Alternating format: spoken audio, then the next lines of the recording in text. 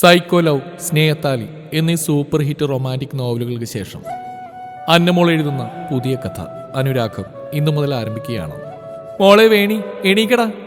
സുഭദ്രയുടെ വിളി കേട്ട് ഉറങ്ങിക്കിടന്ന വേണി അവർ നോക്കി കട്ടിൽ എണീറ്റിരുന്നു. മകളുടെ കണ്ണിൽ നിളിച്ചിരിക്കുന്ന വിഷമം കാണുക സുഭദ്രയുടെ മനം പിടഞ്ഞു. അത് മറച്ചു വെച്ചുകൊണ്ട് സുഭദ്ര പറഞ്ഞു, പഴയതെല്ലാം മോള് മറക്കണം. ഇന്നലെ ഓഫീസിൽ ജോയിൻ ചെയ്യേണ്ടത്. ഇതൊരു പുതിയ തുടക്കാണെന്ന് കരുതിയാൽ മതി. കുളിച്ചൊരുങ്ങിയ ക്ഷേത്രത്തിൽ പോയിട്ട് വാ. അവൾ മറുപടി ഒരു മങ്ങിയ പുഞ്ചിരിയിൽ ഒതുക്കി ഫ്രഷ് ആവാൻ ബാത്റൂമിലേക്ക് പോയി. അവളുടെ പോക്കൊരു നിമിഷം നോക്കി നിന്നിട്ട് അവർ കിച്ചണിലേക്ക് പോയി. കുളിച്ചൊരുങ്ങിയതിന് ശേഷം വേണി കണ്ണാടിയിൽ കൂടെ അവളുടെ പ്രതിബിംബം നോക്കി.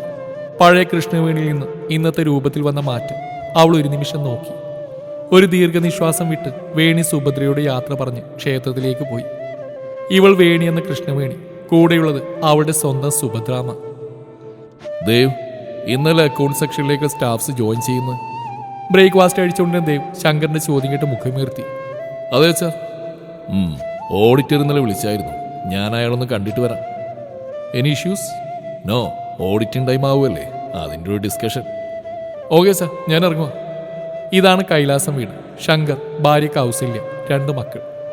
മൂത്തയാൾ ധ്രുവ് ശങ്കർ 3 വർഷം മുമ്പ് ഒരു ആക്സിഡന്റിൽ മരണപ്പെട്ടു. ഇളയത് Devshankar. Shankar SK associates MD. SK അസോസിയേറ്റ്സിന്റെ ഉടമസ്ഥതയിൽ നിരവധി സ്ഥാപനങ്ങളുണ്ട്.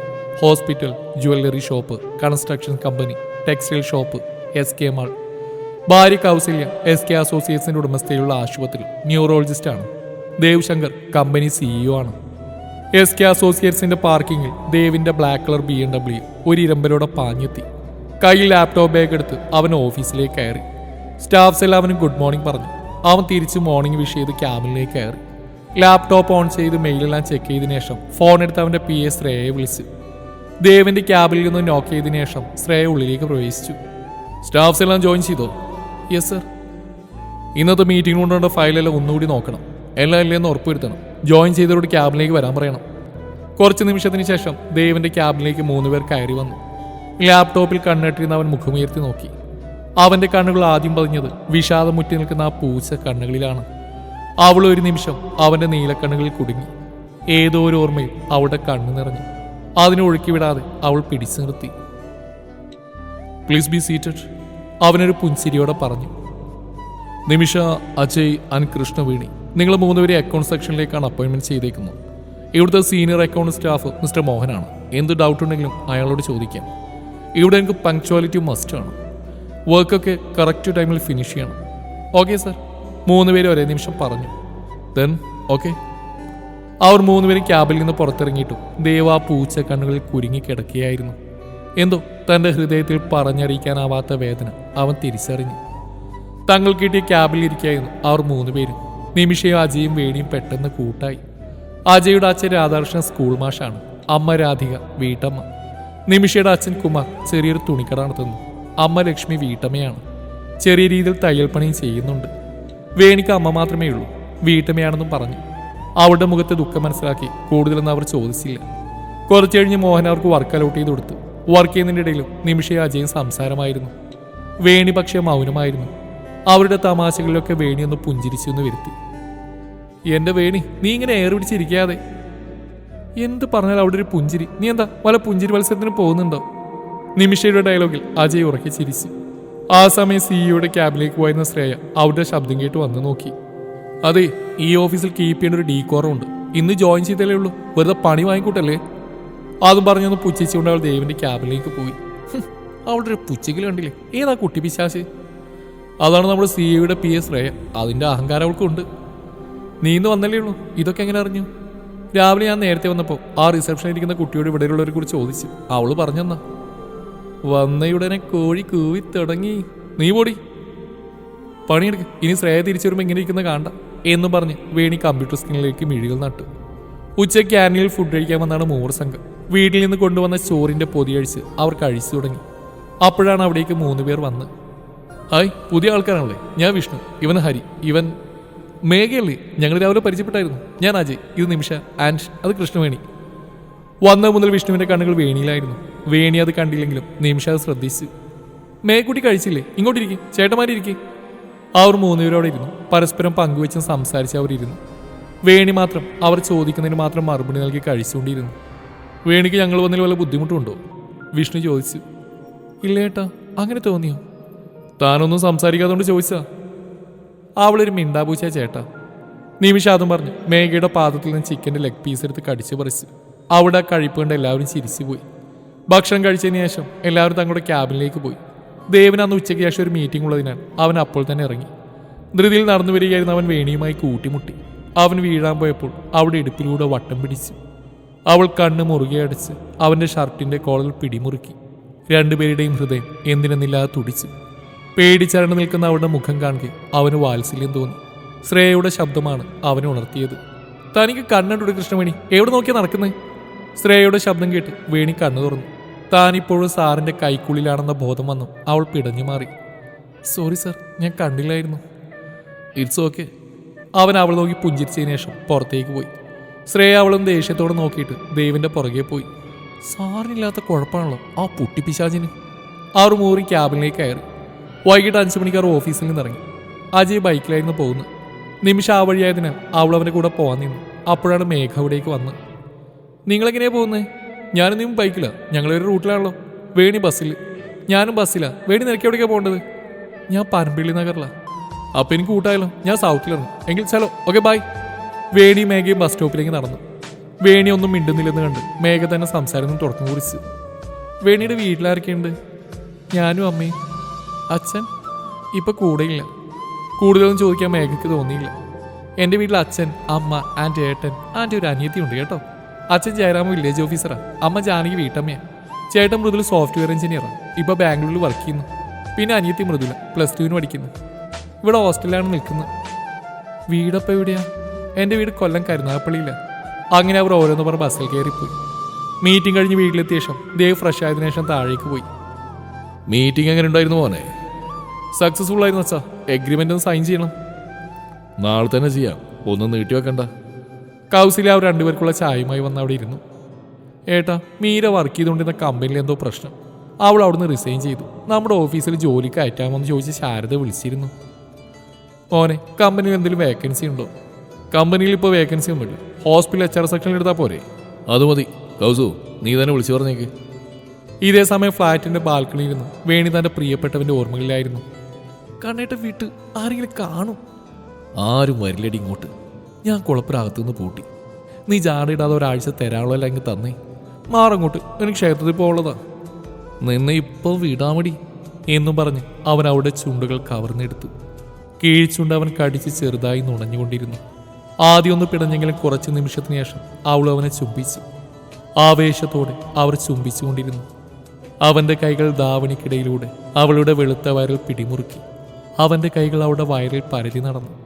ശ്വാസത്തിനായി വേണിയൊന്ന് പിടഞ്ഞതും അവൻ മനസ്സില്ലാ മനസ്സോടെ അവളിൽ നിന്ന് ചുണ്ടുകൾ പിൻവലിച്ച് അവളെ നെഞ്ചോടടക്കി. അവൾ അവൻ്റെ നെഞ്ചിൽ കിടന്ന് ശ്വാസമെടുത്തു. തെമ്മാടി. അവളുടെ ചുണ്ടുകൾ മൊഴിഞ്ഞു. അവൻ അവളുടെ ധാവണിക്കിടയിലൂടെ കാണുന്ന വെളുത്ത വയറിലൊരു പിച്ചു കൊടുത്തു. അവൾ അവനെ തള്ളി അവിടുന്ന് ഓടി. നിന്നെൻ്റെ കൈ കിട്ടുവടി. അവൾ പൊട്ടിച്ചിരിച്ചുകൊണ്ട് ഓടി. അപ്പോൾ അവൻ്റെ നീലക്കണ്ണുകളിൽ നിറഞ്ഞത് അവൻ്റെ കൃഷ്ണയോടുള്ള പ്രണയമായിരുന്നു. സുഭദ്രയുടെ വിളിയാണ് അവളെ ആ ഓർമ്മകളിൽ തിരിച്ചുകൊണ്ടുവന്ന് അവളുടെ കണ്ണുകൾ നിറഞ്ഞൊഴുകി. അതിനെ അവൾ വാശിയോടെ തുടച്ചു നീക്കി. അടുത്ത ദിവസം കുറച്ച് തീരുമാനങ്ങളെടുത്താണ് വേണി ഓഫീസിലേക്ക് ഇറങ്ങിയത്. എൻ്റെ വിഷമങ്ങൾ എൻ്റെ സ്വകാര്യതയാണ്, മറ്റുള്ളവരെ കൊണ്ടൊന്നും ചോദിക്കാൻ ഇടവരുത്തരുത്. ഓഫീസിലേക്കുള്ള ബസ് യാത്രയിലായിരുന്നു വേണിയും മേഘയും. ബസ് ഇറങ്ങി ഓഫീസിൻ്റെ എൻട്രൻസിലേക്ക് കയറിയപ്പോൾ തന്നെ വിഷ്ണു ഹരിയും കാറിൽ വന്നിറങ്ങി. ഗുഡ് മോർണിംഗ് വേണി, വിഷ്ണു പറഞ്ഞു. ഗുഡ് മോർണിംഗ് വിഷ്ണു ഏട്ടാ, വേണി ഒരു പുഞ്ചിരിയോടെ പറഞ്ഞു. അതെന്താ, എനിക്ക് ഗുഡ് മോർണിംഗ് ഇല്ലേ? മേഘ ഒരു പുച്ഛത്തോടെ ചോദിച്ചു. നിന്നോടൊക്കെ ആര് ഗുഡ് മോർണിംഗ് പറയും? മേഘ മറുപടി ഒരു കൂർത്ത നോട്ട് നൽകി ഓഫീസിലേക്ക് ചവിട്ടിത്തുള്ളി കയറിപ്പോയി. അയ്യോ, മേഘ പിണങ്ങിയതാണോ? വേണി ഒരു വിഷമത്തോടെ ചോദിച്ചു. എൻ്റെ വേണി, ഇതൊക്കെ അവളുടെ ട്രിക്സ് അല്ലേ? കുറച്ച് കഴിഞ്ഞ് അവൾ തന്നെ വന്ന് മിണ്ടും. ഹരിയേട്ടനെവിടെ? അവന് കോളൊന്നും അവിടെ നിൽപ്പുണ്ട്, അത് കഴിഞ്ഞ് വരും. അങ്ങനെ ഓരോന്ന് പറഞ്ഞ് അവർ തങ്ങളുടെ ക്യാബിനിലേക്ക് പോയി.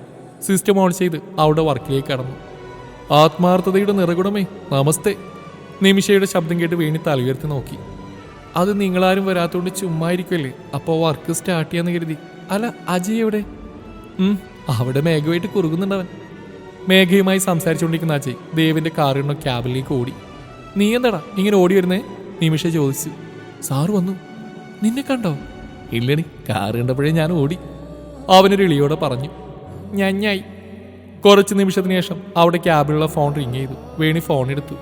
Krishnaveni, come to my cabin. അത്രമാത്രം പറഞ്ഞ ദേവ് ഫോൺ കട്ട് ചെയ്തു. ആരാടി വിളിച്ചേ? അജയ്. ദേവ് സാർ എന്നോട് അങ്ങോട്ട് ചെല്ലാൻ പറഞ്ഞു. ഞാൻ പോയിട്ട് വരാം. ഓക്കെ. വേണി ദേവിന്റെ ക്യാബിലേക്ക് അനുവാദം വാങ്ങി കയറിയപ്പോൾ അവിടെ മോഹൻ ഇരിപ്പുണ്ടായിരുന്നു. ആ കൃഷ്ണ ഇരിക്കും. അവന്റെ വിളിയിൽ അവളൊന്ന് ഞെട്ടി. പിന്നെ അവ മറച്ചു വെച്ച ആളവിടെ ഇരുന്നു. കഴിഞ്ഞ ഫിനാൻഷ്യൽ ഇയറിലെ ഓഡിറ്റിംഗ് 2 വീക്സ് കഴിഞ്ഞ് തുടങ്ങും. സോ അതിനുവേണ്ടിയുള്ള എല്ലാ ഫയലും റെഡിയാക്കണം. കൃഷ്ണവേണി അതിന് മോഹൻ അസിസ്റ്റ് ചെയ്യണം. Okay sir. വേണി പിന്നീട് ഫയൽസൊക്കെ റെഡിയാക്കാൻ തിരക്കിലായിരുന്നു. ഉച്ചയ്ക്ക് ക്യാൻറ്റീനിൽ കഴിക്കാൻ നേരമാണ് എല്ലാവരെയും കണ്ടത്.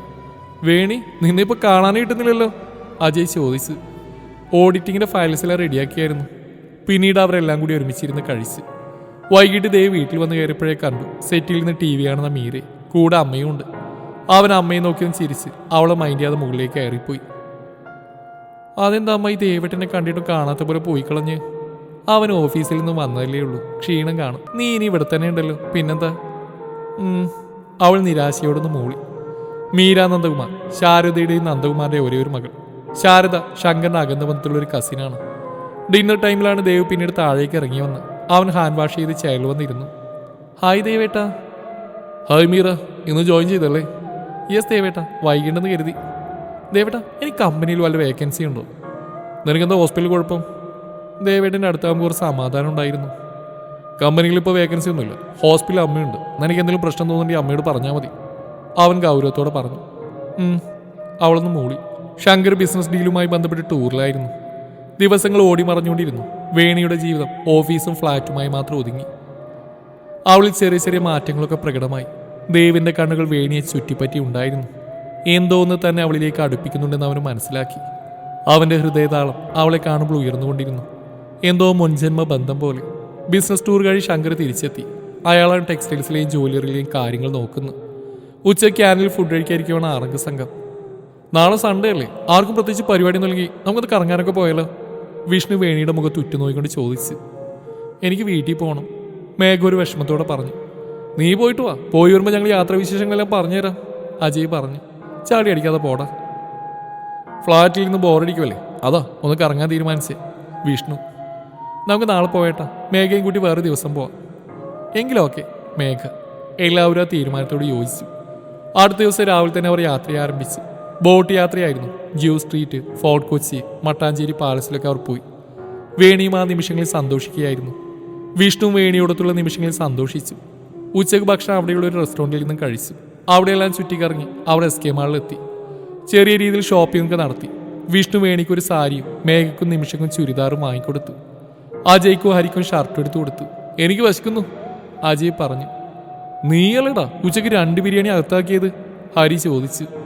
അത് ഉച്ചക്കല്ലേ, ഇപ്പോൾ വൈകിട്ടായില്ലേ, വാ നമുക്ക് കഴിക്കാൻ പോവാം. കഴിക്കുന്നൊന്നും ശരീരത്ത് കാണുന്നില്ലല്ലോ, ഒരു ദീർഘനിശ്വാസത്തോടെ നിമിഷ പറഞ്ഞു. വാ കഴിക്കാൻ പോവാം, മുകളിൽ പിസാട്ടുണ്ട്, വിഷ്ണു. അവർ അവിടെ പോയി ഓർഡർ ചെയ്ത് വെയിറ്റ് ചെയ്തുകൊണ്ടിരുന്ന ടൈമിലാണ് ദേവും മീരി അവിടേക്ക് വന്ന്. ദേവ് സാറല്ലേ അത്? കൂടെയുള്ള പെണ്ണേതാ? സാറിന്റെ ലവറാണോ? അജയ് ചോദിച്ചു. അജയുടെ ചോദ്യം കേട്ടപ്പോൾ വേണിയുടെ ഹൃദയത്തിൽ എന്തോ വേദന അവൾ തിരിച്ചറിഞ്ഞു. എന്തിനെന്നറിയാതെ ദേവ് അവരെ കണ്ടിരുന്നു. വേണിയും ആ കൂട്ടത്തിലുണ്ടെന്ന് കണ്ട് അവന്റെ കണ്ണുകൾ തിളങ്ങി. ഹലോ ഗൈസ്, സൺഡേ കറങ്ങാനിറങ്ങിയതാണോ? ദേവ് സ്വതവേയുള്ള പുഞ്ചിരിയോടെ ചോദിച്ചു. അതെ സർ, ഹരി പറഞ്ഞു. ദേവേട്ട ആരിതൊക്കെ? മീര ദേവിന്റെ കയ്യിലൂടെ ചുറ്റിപ്പിടിച്ചുകൊണ്ട് ചോദിച്ചു. ആ നീക്കവനും പ്രതീക്ഷിച്ചില്ല. അവൻ കൈവിടിക്കാൻ നോക്കിയെങ്കിലും നടന്നില്ല. വേണിയുടെ നോട്ട് അവരുടെ കൈകളിലായിരുന്നു. മീര ഇതെന്റെ കമ്പനിയിൽ വർക്ക് ചെയ്തവരാണ്. ഇത് മീര എൻ്റെ കസിനാണ്. സർ വിരോധമെങ്കിൽ ഇവിടെ ഇരിക്കാം, വിഷ്ണു പറഞ്ഞു. ദേവും മീരയും അവരുടെ കൂടെ ഇരുന്നു. കുറച്ചും കൂടി ഫുഡ് ഓർഡർ ചെയ്ത് അവർ പരസ്പരം സംസാരിച്ചുകൊണ്ട് കഴിച്ചു. ദേവിന്റെ കണ്ണുകൾ വേണിയിൽ പതിക്കുന്നത് മീര മനസ്സിലാക്കി. ഒരു നിമിഷം അവൾ വേണിയുടെ മുഖത്ത് ഉറ്റുനോക്കി. അവളുടെ ജ്വലിക്കുന്ന സൗന്ദര്യം മീരയിൽ അസൂയ ജനിപ്പിച്ചു. വേണി ആ കോളൊന്ന് പാസ് ചെയ്തേ. ടേബിളിന്റെ അറ്റത്തിരുന്ന കോള വേണി കൊടുക്കുന്നതിനിടയിൽ ദേവിന്റെ കൈ തട്ടി അത് മീരയുടെ ഡ്രസ്സിൽ വീണു. മീര ദേഷ്യം കൊണ്ട് വിറച്ചു. നിനക്ക് എന്താടി കണ്ണടൂടെ? എന്റെ എത്ര രൂപയുടെ ഡ്രസ്സാണ് നീ നാശാക്കിയത്? നിന്നെ പോലുള്ള ലോക്കൽസിന് അതിന്റെ വില മനസ്സിലാവില്ല. വേണിക്ക് അത് കേട്ട് വിഷമായി. അവളുടെ കണ്ണുകൾ നിറഞ്ഞു. അതിനെ ഒഴുക്കാതെ അവൾ പിടിച്ചു നിർത്തി. സോറി മീര, എന്റെ കൈ തട്ടിയതുകൊണ്ടാണ് ഫ്ലിപ്പായി പോയത്. അതിന് ഇത്രയും ദേഷ്യപ്പെടേണ്ട കാര്യമില്ല മീര, ദേവ് ദേഷ്യത്തോടെ കുറച്ച് ഉറക്കെ തന്നെ പറഞ്ഞു. മീര വേണിയോട് തട്ടിക്കയറിയത് അവന് ഇഷ്ടമായില്ല. മീര പിന്നീട് ഒന്നും പറയാതെ വാഷിംഗ് ഏരിയയിലേക്ക് പോയി. കൃഷ്ണ, തനിക്ക് ഫീലാങ്കിൽ താൻ ക്ഷമിക്കണം. കുഴപ്പമില്ല സാർ. ഉള്ളിൽ വിഷമമുണ്ടെങ്കിലും ആ നിമിഷം വേണി അങ്ങനെയാണ് പറഞ്ഞു. ബാക്കി എല്ലാവരും ദേവന്റെ കൃഷ്ണാവളി ഞെട്ടിയിരിക്കുകയായിരുന്നു. ദേവേട്ട ഞാൻ പോവാണ്, ദേവേട്ട വരുന്നില്ലേ? നീ ഒരു ബസ് കയറി പോയിക്കോ, എനിക്കടുത്ത് പോകാനുണ്ട്. അതും പറഞ്ഞ വാഷിംഗ് ഏരിയയിലേക്ക് പോയി. മീര ദേഷ്യത്തോടെ വേണിയെ തുറിച്ചു നോക്കി ചവിട്ടിത്തുള്ളി അവിടുന്ന് പോയി. ഹോ, എന്തൊരു അഹങ്കാരം അവൾക്ക്! നിമിഷ ദേഷ്യത്തോടെ പറഞ്ഞു. സാറ് കേൾക്കണ്ട, നമുക്കിറങ്ങാം. ദേവ് അവരോട് യാത്ര പറഞ്ഞ് അവിടുന്ന് പോയി. തുടരും ഈ കഥയുടെ ബാക്കി ഭാഗം നാളെ ഇതേ സമയം.